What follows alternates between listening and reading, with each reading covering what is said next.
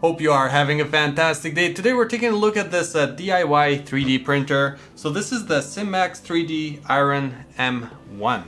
And pretty much when we're talking about DIY printers, you kind of have to put all the parts together. So this one is not so much a DIY printer because everything is kind of comes pre-assembled. All I need to pretty much do, just put this right up, put the screws here, and then just go ahead and put the front panel, and it should be pretty much done. And obviously the extruder and everything else here. So let's go right into it and put everything together, and it should be pretty simple to put together. And we do get some accessories here, some screws and some zip ties, and then also a spool holder here as well, which is actually very nice that they included that. So, and then you get these two-page manual here. Very nice to see actually, since this is not like a full DIY 3D printer. Everything is pretty straightforward. So let's get right into it.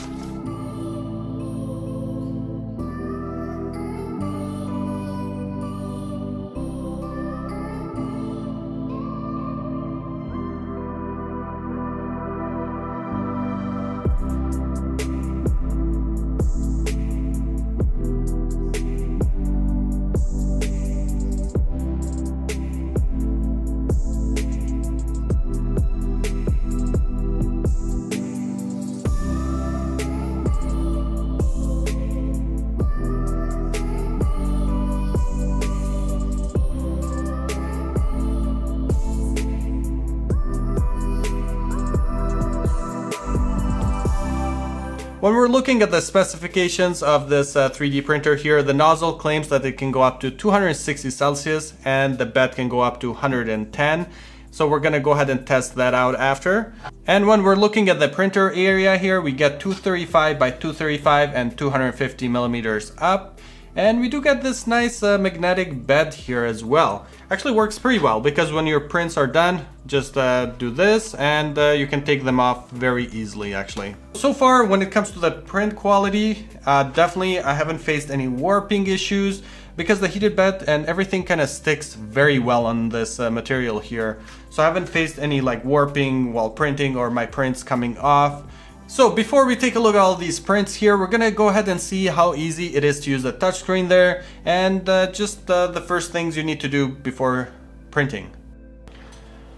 Once you go ahead and turn on the printer, first thing you're gonna go ahead and see is this main menu where we have print, utilities, and temperatures here. So if I go under information here, I'm pretty much able to see the machine information, what firmware, and all that stuff. And under printing information, I'm able to see how many total prints I've done with this machine and how much time it has accumulated. And we're gonna go ahead back to the main menu here. First thing you wanna do is level the 3D printer. And to go ahead and do that, insert the micro SD card that came with it. And we're gonna go ahead and click print. And you're gonna go ahead and see this leveling.g code. You wanna go ahead and click that, and the nozzle will pretty much go from corner to corner while you level the printer out. And pretty much you're all set at that point. You're ready to go ahead and click print.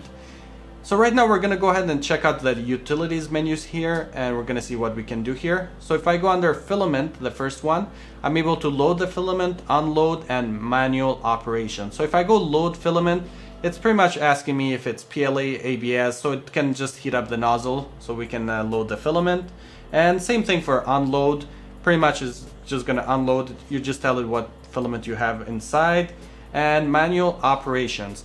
Here we're able to heat up the nozzle, the bed, and all that stuff from here. So right now it's telling us the temperatures, and let's go back. And if I go ahead under settings here, we're able to adjust some of the steps here. This I haven't touched because I didn't need to. We got the steps in millimeters, PID, tune, and factory reset here. So if you go ahead and mess with these numbers here, you're always able to go to factory reset here. So next we have maintenance here, which I find myself using this more often than I need to. So if I go ahead and click move, so I'm able to move X, Y, and Z axis here straight from here if I need to move the nozzle. And we have the auto home disable motor. So in any case that it's moving, you're able just to click disable and it will stop everything.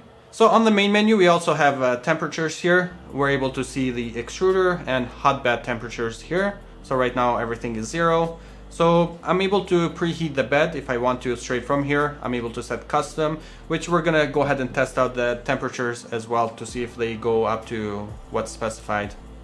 So when we're looking at the bench boat here, it actually did an amazing job with this glow-in-the-dark filament here. Definitely no stringing or like any warping or anything like that. It just looks perfect.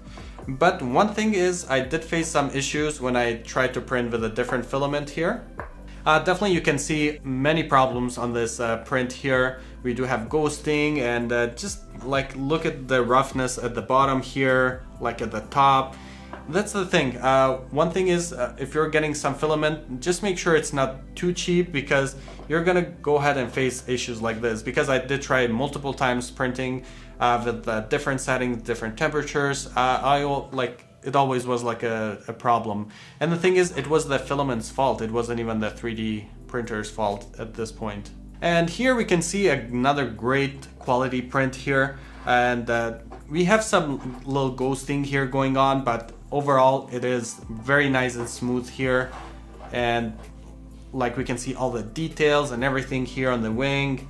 Pretty much on the wood here we can see some of the cuts here. Definitely looks very nice here. And when I'm talking about the ghosting part, you can definitely tell a little bit from the behind here. It's the more smoother area here. And I really like these vases, as if you can tell here. Definitely did a great job here. It's the wood one, definitely it has a little bit more texture. Comparing it to this glow-in-the-dark filament here. And this other blue one, this other PLA here, it is very smooth to the touch here. No issues at all. It printed greatly.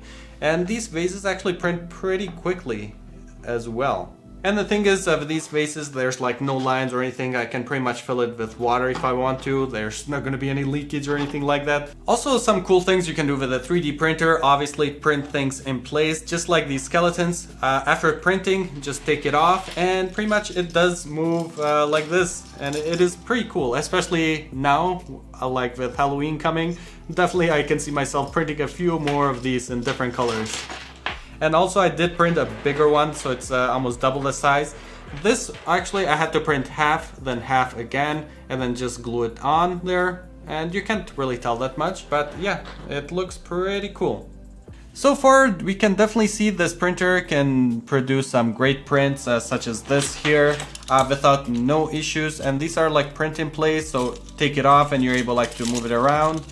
And also things like this as well. This is another print in place. Like I'm able like to move this around, no issues. I don't need to do anything to it, it just works. And when it comes to the quality of the prints, it does a good job. As we saw here, we can definitely see some ghosting and everything else. I didn't expect it to be perfect considering how much this printer is, but it definitely does a great job in the quality. And then we can also see like some silhouettes here once you put this in the light. Looks very cool as well. So right now we're gonna go ahead and test out the bed here to see if it goes up to 110 Celsius. Then we're also gonna check out the nozzle after this as well. So let's go hot bed here, and we're gonna go custom, and that's 110, and click accept. So we should start seeing an increase now.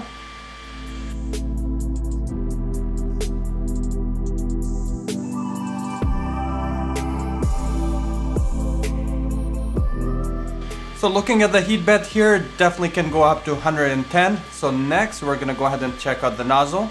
So the nozzle went to 250 Celsius, then we get this error here which says max temp. It did not go to 260 as specified on their product page, unfortunately. But when we're looking at the external measurements that I was doing, I could see maybe 3-4 Celsius difference there, but not huge there. So heated bed definitely is able to go to that 110, and the nozzle I was able to get it to 250 without no issues. So once you're getting ready to do your first 3D print, once you hit the print button here, it does take around like 4 minutes until the bed heats up, until the nozzle heats up for it to start printing. And if you are new to 3D printing, this is actually a great start for the amount that it sells for, and it's able to produce some great quality prints as well. And it's able to print in multiple filaments like PLAs, like PETG, and like even wood filament I was able to print here without any issues. ABS, most likely you're gonna run into issues, because since this is like not an enclosed space here, most likely you're gonna run into issues. One thing is I had no issues with warping or anything like that, even like with PETG, where usually I face warping issues, but with this, it's able to handle that. We do have this nice heated base here, and it's also magnetic, so it makes it taking off the 3D print super easy. But definitely there are some issues with this 3D printer here, especially the fan noise. If you have this in your bedroom and you're planning on sleeping while this is printing, definitely it is a noisemaker. As soon as you turn it on, even without hitting the print button, the fans are going at maximum. One other thing, what I had to do when I first assembled the unit here, definitely make sure all the screws are tightened up, because pretty much this comes pre-assembled. I just need to put the top one here, then the nozzle and everything else here. But just make sure all the screws are tightened up, because all around, because for mine here, some of them were very loose, and over time while it's 3D printing, definitely is gonna affect the quality as well. So just make sure everything is tightened up. And when it comes to this 3D printer here, I haven't really found a firmware update or anything like that. There's not a big crowd when it comes to this 3D printer here. I've searched on forums.